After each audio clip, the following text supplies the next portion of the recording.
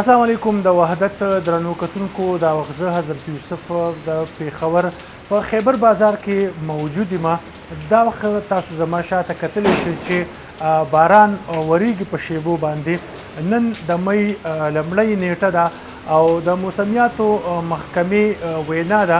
چې دغه باران د لومړۍ می نه د څلورمې می پورې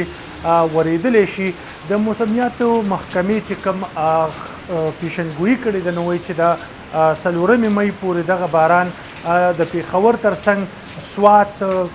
چترال مانسیرا او نورو چې کومې د خیبر پښتونخوا ضلعې دي دغې سره پیوست په دغو کې دغه باران نور هم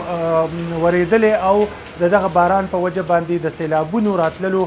خبرداری هم ورکړی شوی دی. همدغه شانتې کې ویل شوي دي چې تیزې چې کومې هواګانې به رالوځي هغه انفراسټرکچر او د دغه شان چې کوم فصلونه دي هغې ته به هم وایي چې نقصان رسیدلی شي نو چې کوم کسانان دي هغې ته خبرداری ورکړی شوی دی چې د دغه تیزو هواګانو په تناظر کې خپل فصلونه چې دي د هغې دپاره احتیاطي تدابیر اختیار کړي چې تر څو دغې ته نقصان ونه رسیږي. همدغه شانتې کې چې کومې متعلقه حکومتي اداره ده د ډیزاسټر منیجمنټ هغوی ته هم ویلی شوي دي چې د ممکنه سیلابونو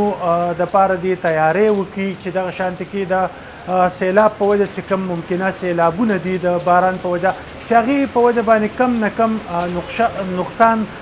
راورسیږي ځکه چې دغه بارانونه د می د نن لمړۍ نیټې نه به دغه تر څلورمې می پورې ویل کېږي چې سخت بارانونه